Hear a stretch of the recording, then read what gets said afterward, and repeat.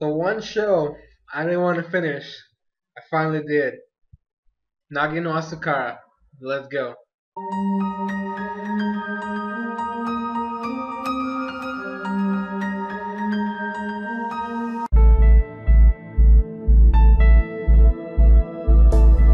All right, damn, it's been a while since I've done anime time, but let's let's see what we can get this right. So first off, like always, the story. The story. I gotta admit, in the beginning, I didn't really understand what was going on, but it kind of felt like it was okay. Let me go from the beginning. We have people who live in the sea and people who live in the land. Now they're not mermaids. No, they're actual people who were born in the sea. Now the story of how it all started was that people were actually born in the sea first, and then after a certain period of time, a certain portion of the population decided to move to land and uh, lost what allows them to breathe on the water, called Enna. Now it's like scales and really bright and colorful and stuff like that. So whoever moved away from the ocean ended up losing their Enna, and they can no longer come back to the ocean or the sea. They're no longer welcome. Now there's the sea god. The sea god rules both the sea people and the land people because he's the one god. Yeah, religion, yes, it's involved here. After a while, the sea god fell in love with a woman from the land who was in love with another man, and they ended up using her as a sacrifice to calm his rage.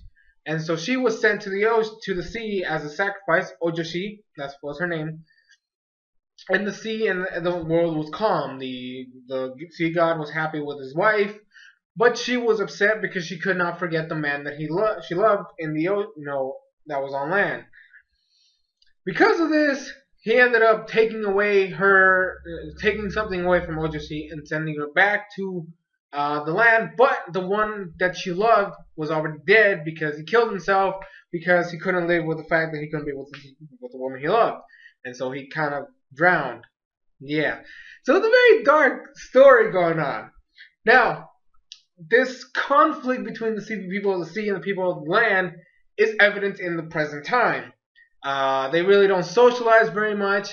The only things they do, for the most part, is they do the festival of Funahiki, which is meant to simulate the sacrifice of your Ojoshi to calm the rage of the gods. But it's been a couple years since the land people have decided to do this ritual, and so tension is high.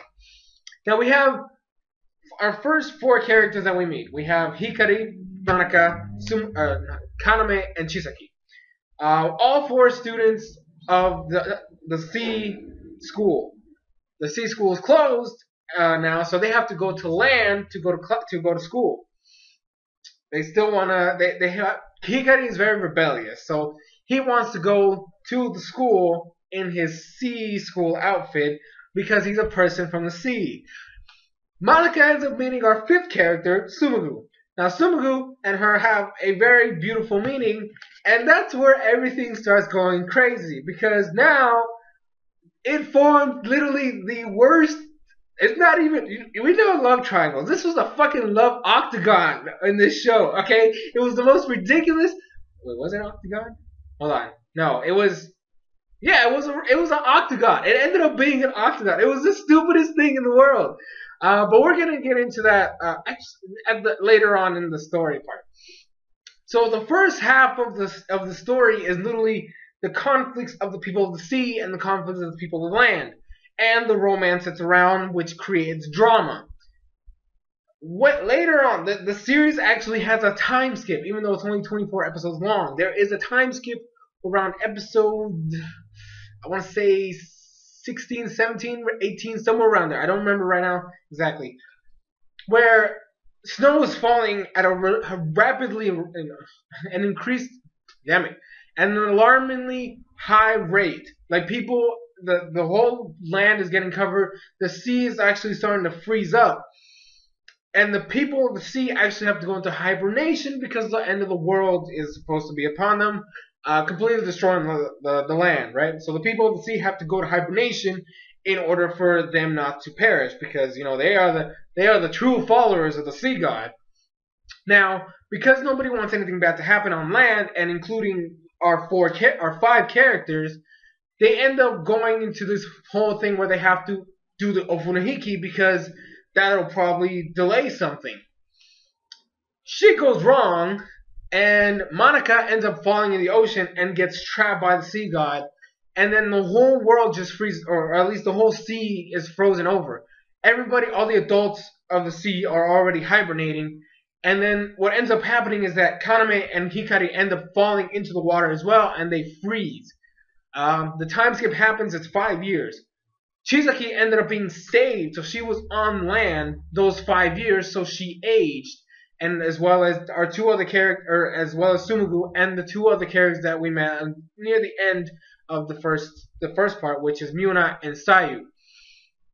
They've grown up, but nobody knows anything about the people of the sea because they've been frozen underwater for 5 years. What ends up happening is that Hikari actually wakes up and appears on top of the ice, and that sets up into a whole ridiculous of chaos. This is where the love octagon really starts to show up. This is where it starts getting ridiculous, okay? And then it turns from a thing of the people of the sea versus the people of the land to a we gotta make sure we stop the end of the world because shit's gonna go fucking insane. And that's basically how it transitions. It turns into a Hikari has to basically do as much as he can to not only save Monica, but make sure that, because Monica, or Kaname ends up waking up next, right? But Monica's stuck underwater. And so it's ridiculous like basically save her, fix her issues, because she ends up losing her memory, help her out, and try to end or stop the end of the land, essentially, because the sea god is pissed and all this other stuff. But it was a ridiculously, it was just, I loved the story though. It was amazing and it was ridiculous, but I need to just stop it there and move on to the next part. So let's get to that.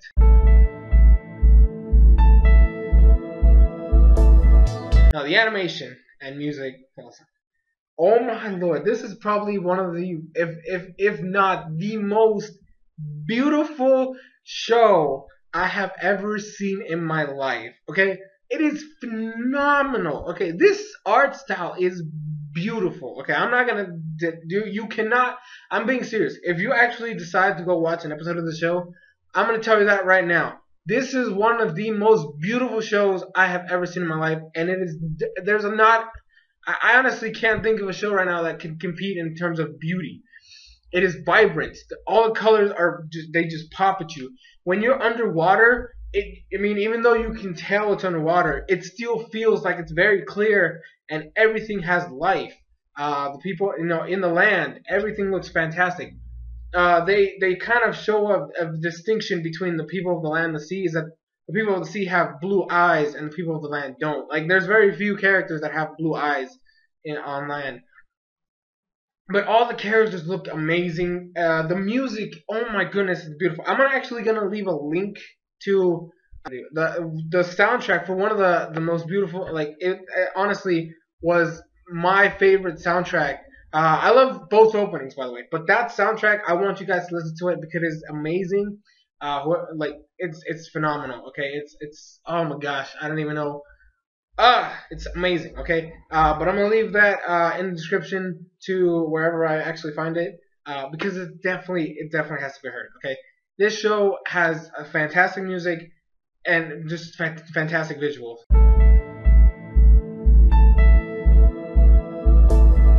Alright, so before I get to the actual characters parts, I'm going to tell you guys the love octagon, okay? So we're going to start with Sumugu, because he's the primary fault of this whole thing.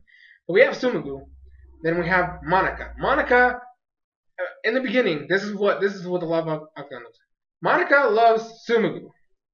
Hikari loves Monica.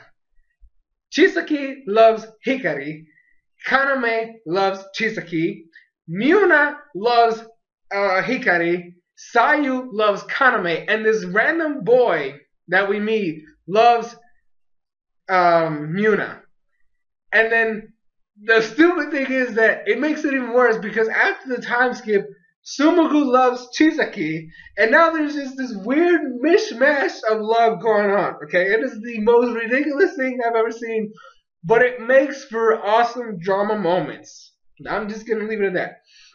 So the first character I want to talk about is the main character, Hikari, who in the beginning I sided with him so much because he believed in the mindset of the people of the sea. And I personally, if I was in this world, I would love to be a part of the sea. Okay, I'm just saying right now, I would much rather be a person of the sea than a person of the land in this show.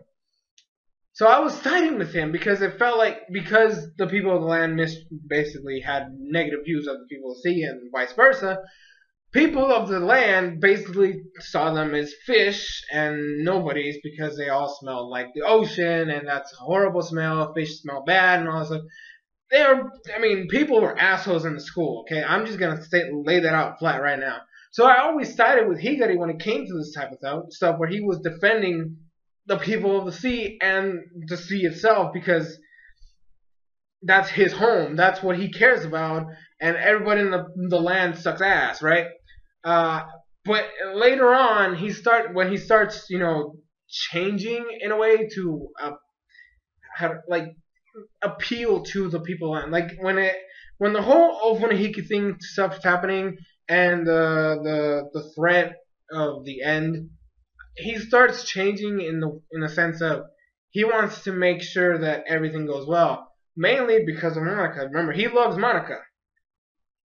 Now, the thing that ends up happening is after the time skip, he's still on this I have to save Monica stuff, right? But he starts getting, with more people. He tries to how do I say this? He wants to make sure that everybody's happy in a way. That's kind of what, but he's still concerned about everything that's happening under the sea because his dad is down there, his friends, his family, everybody's down there. Also, I gotta say it's funny how he acts towards Uruko. But yeah, so by the way, he is the chief's son. So his dad is the chief of the village of the sea. So that's the thing that I want to point out. And then we have Monica. Monica is, I guess, the secondary main character. She's the shy, very quiet girl who just wants everybody to be happy as well. So she's always trying hard in order to make sure that other people are happy. In the beginning, like I said, we have this whole where Monica loves Sumugu stuff. How it all starts is that Monica's actually cursed by Uroko, which is, I'm going to talk about him. He's the last character I'm going to talk about. And she ends up getting a fish on her knee. Like, there's a fish head on her knee. And she doesn't want anybody to know about it. And so it's like, Hikari ends up knowing about it because she trusts Hikari and that's the only person she wanted to know. But then she showed it to Sumugu and all of this stuff happened. The thing that ends up happening is she wants to save the land. And that's why Hikari ends up wanting to save the land. Because since he wants her to be happy, well, he's going to do everything in his power to make sure she gets what she wants.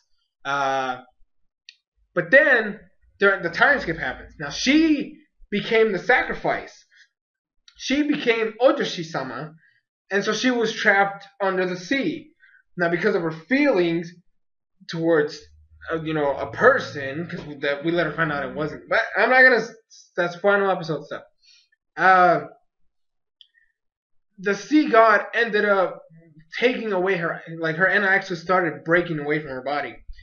When they end up finding her and rescue her, she loses her memory. So she doesn't know anything that happened around the Ofunahiki stuff or anything that has to do with the concept of love. She literally lost the ability to love. And in episode 22, that's where the song really struck me. Like that song I told you guys about. Really struck me.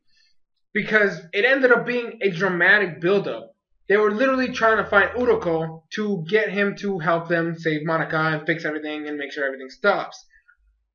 When they find him, he's being chilling. He's questioning their methods of trying to capture him because they try to lure him with food and porn because he's a pervert. What ends up happening is that he explains them, like he's like, Hikari, you love Monica, right? Well, your feelings for her will never reach her because she lost the ability to love, and like that's what was taken away from her when she was basically ripped out of Uroko's or out of the Sea God's grasp. Um, Really deep, crazy stuff.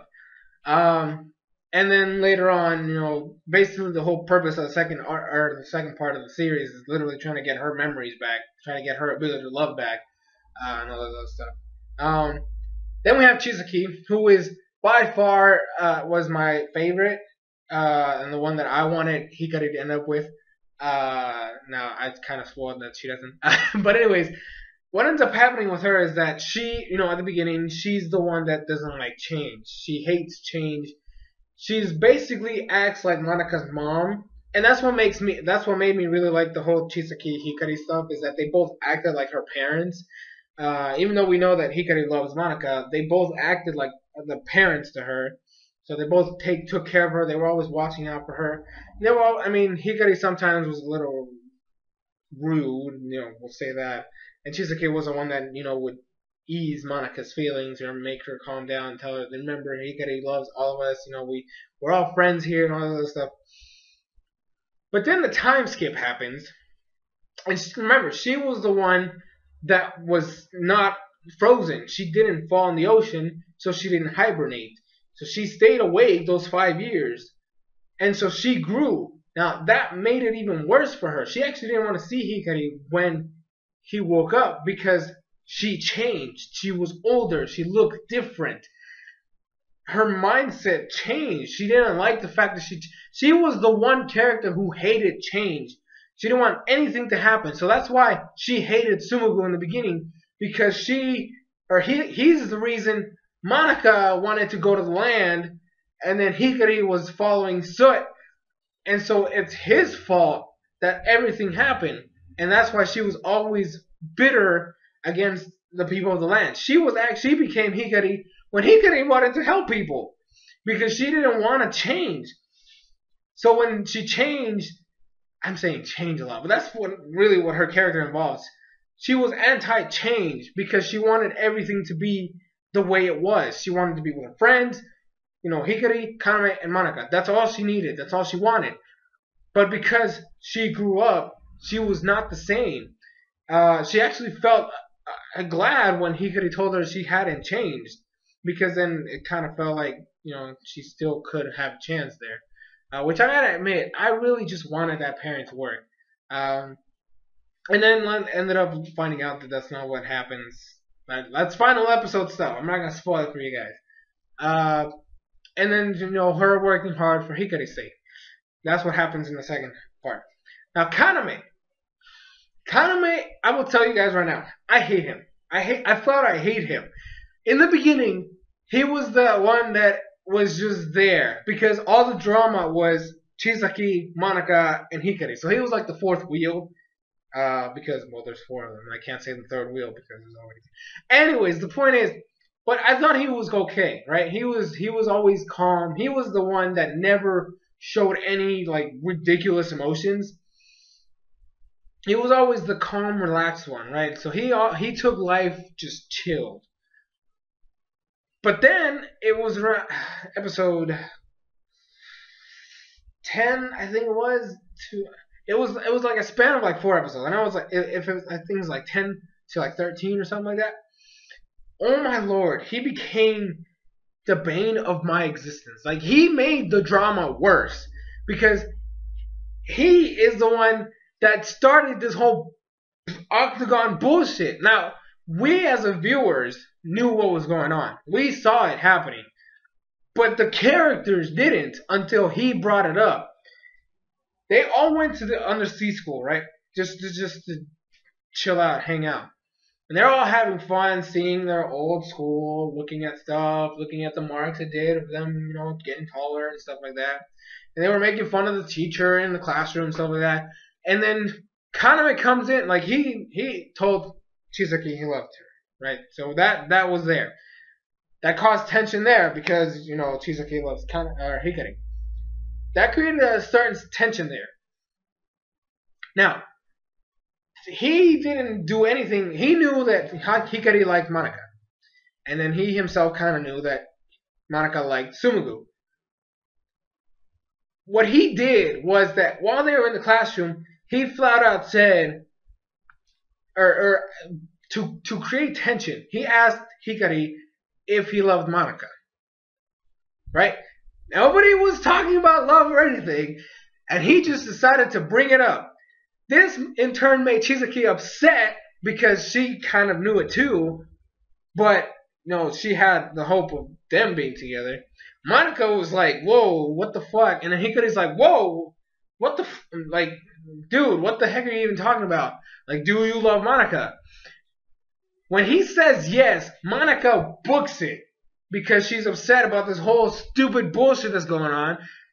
Chisaki herself gets upset, hates on Kaname for even doing this, and Hikari just flat out leaves. Like, he basically created the drama from then on, and he kept making it worse.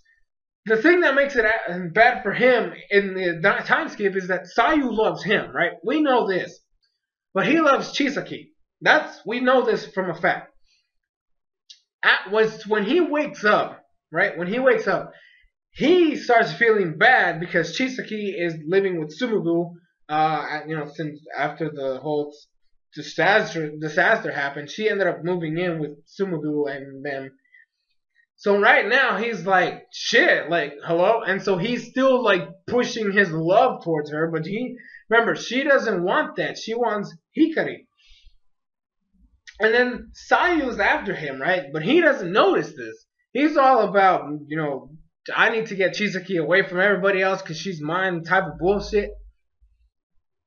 And then he still created tension by being like, all this other stuff, blah, blah, blah. And I gotta say, I hated him. I flat out hated him. But at that point, I was like, you know what? I hope Sayu conquers him so he can just leave. I'm tired of his bullshit. And so that was my pairing, just so I could have Chisaki be with Hikari and all this other stuff. And just not to have to worry about the drama that he brings in. So yeah, like, oh gosh. Kaname, you suck! Now the fifth character, Tsumugu. I hate the character section because it's so long. Tsumugu is also kind of like Kaname in the term sense that he doesn't show his emotions. He's always like just calm and relaxed. In fact, when Hikari gets like they fought like multiple times. Because remember, Monika fell for him, and then so Hikari now upset and jealous and all this other stuff. It ended up creating tension there too. Like I said, this show's drama, romance, fantasy bullshit. Like, it's ridiculous, but it was awesome. It really was. Tsumugu, I kind of thought he was cool. In all honesty, I wanted him to end up with Monika, so that like I said, I was Hikari Chisaki all the way. So I wanted anything that would try to move everything towards that end goal. I was gonna be happy. With him though, what ends up happening, he's always loved the sea. Now he is the grandson of a person in the land. The person in the land, like, he actually left. His grandfather left the sea to marry a woman from the land. They had a child, and then later on they had him. The thing is that this is where we find out the whole concept of what happens to the kids of the people who are born from a person in the sea and the person in the land. They actually are not born with Enna. They cannot have Enna, so Tsumugu doesn't have Enna. Same thing with Muna. Her mom was from the sea, and then her dad was from the land, so she was born without Enna. During the whole first half of the series, Tsumugu is all about he loves the sea, so he wants to make sure everything goes right with the sea. after the time skip, he's still all about the sea. He needs to find out why the people of the sea are still down there, why they're still frozen, when are they gonna wake up. They couldn't even find the village, Shio. They couldn't find it at all because all the currents were blocking the entrances. Plus, it was frozen as hell. It's really hard to get in the water.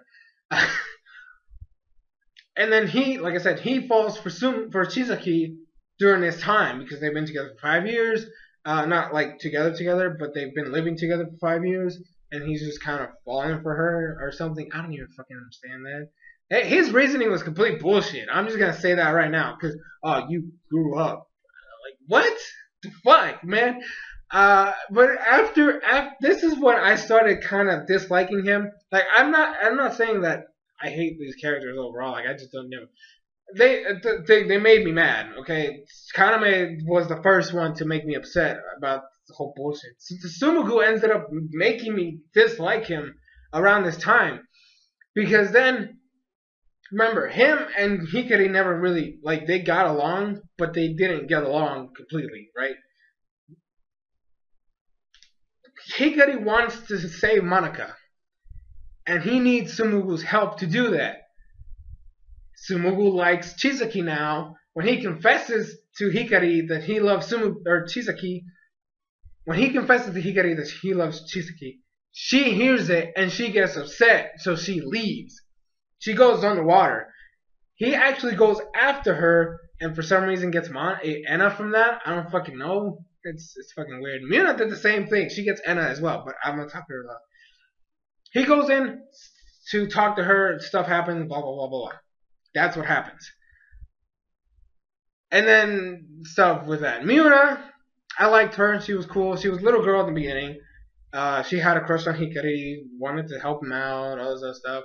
And then when the time skip happened, now she's older and she feels closer to Hikari. Actually, she's actually his backup. Like anytime Hikari needs anything, she's there for him. And it was honestly one of the she made me like her because of the way she was. In fact, the ending made me mad because of what happened to her. But yeah, so the first arc is literally her helping Hikari, or in the shadows type of thing, but then like actually gets involved. She also has to have development in terms of liking Hikari's sister because she ends up falling in love with her dad, and they're gonna get married and stuff like that, or they want to get married. And so her struggles of trying to like accept her as her new mom was nice development. And so this time skip is her already loving her as a mom and stuff like that. And it's really amazing stuff that was going on. And she really made me like her a lot. Like straight up. Muna herself, because of her character, made me like her a lot. Sayu is kind of the same as Muna. That's why they're both together here. Sayu falls for Kaname, right? So she doesn't really have too much competition because nobody really likes him except for her. But she's also like Muna, so she's like in the shadows in the beginning, but then like tries to help out just to try to see if she can get close to him. And the second part is literally her trying to forget her love for Kaname because he fell in the ocean, so he's down there. It's been 5 years and stuff like that. So she's actually tried to move on, but then she couldn't because Muna didn't let her. She ends up confessing her love to him. And it was like literally the most emotional thing she ever did in the series.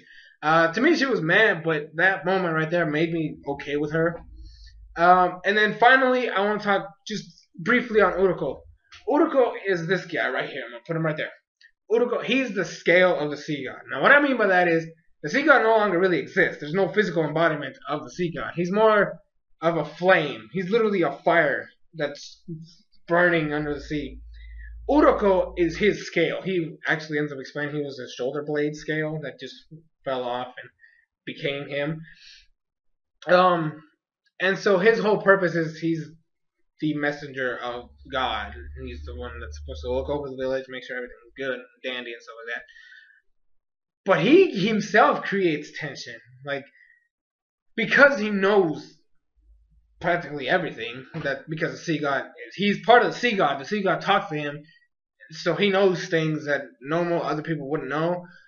But he brings a lot of drama. Like I said, episode 22, when he's talking to them and that soundtrack in the background and all the literally the way he was saying stuff and the way he explained how the end of the world is coming was the most. I literally had goosebumps when he was talking because he had such a force when he talked. I don't know, man. This man he was legit as fuck, like straight up. But gosh damn him for all the crap he put these guys through. Characters, man.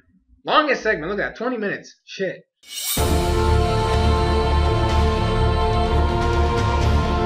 Alright, so final episode stuff. So they're gonna do the Ofunahike, which is the ritual ceremony, in order to get Monika's feelings back. Monika's love, her heart. There was this little pearl that came from a red-bellied sea slug, which is a slug that they explained in the show. When you tell it your true feelings, if it's meant to be, it'll spit out a white, beautiful stone. If it's not, it'll be a black one. This thing was white. This was Monika's wish. This was Monika's love in this little tiny rock. They were going to use that as a sacrifice because Monika's emotions and all her feelings were on the rock. Well, before her actual feelings. So they're going to do the Ofunahike this way. Now, just like last time, the sea god gets enraged, starts throwing a tangent, creating the sea, making it a big old mess. Everybody falls in the water. Monika, the Oyoshi doll thing, Hikari goes in after them, Chisaki goes in after them, Kaname goes in there, Tsunomugu goes in there. Actually, Kaname really just goes in to save Sayu from falling in the water. We really don't see him actually go in the water. But everybody else jumped in. Now, Miura ends up going to Monika, and then for some reason when they work together, their Enna kind of mixed. Like, remember, Monika doesn't have Enna anymore. Miura does. For some reason, her emotions are the same as Monika's. So she got Enna back because of Miura. But then she was dragged into the ocean by the sea god because they both have the same emotions. They both love the same person. Yeah, I just said it. Monika loves Hikari. She gets dragged into the ocean. And so Hikari's like, he's going to save her. Sumu goes with him. Everything goes haywire. Like, literally, Uruko comes in and, the sea god goes berserk. Like, he actually goes berserk. The flame goes all over. Like, his fire actually grows into, like, this freaking giant-ass dragon thing. And he's, like, lighting up all of Shioshishio. And ends up burning all the previous sacrifices. Hikari was able to save Yuna. And he hears Ojoshi's feelings. He took away her heart, her ability to love, so that she wouldn't feel pain when she realized the man she loved, was dead. She loved the sea god.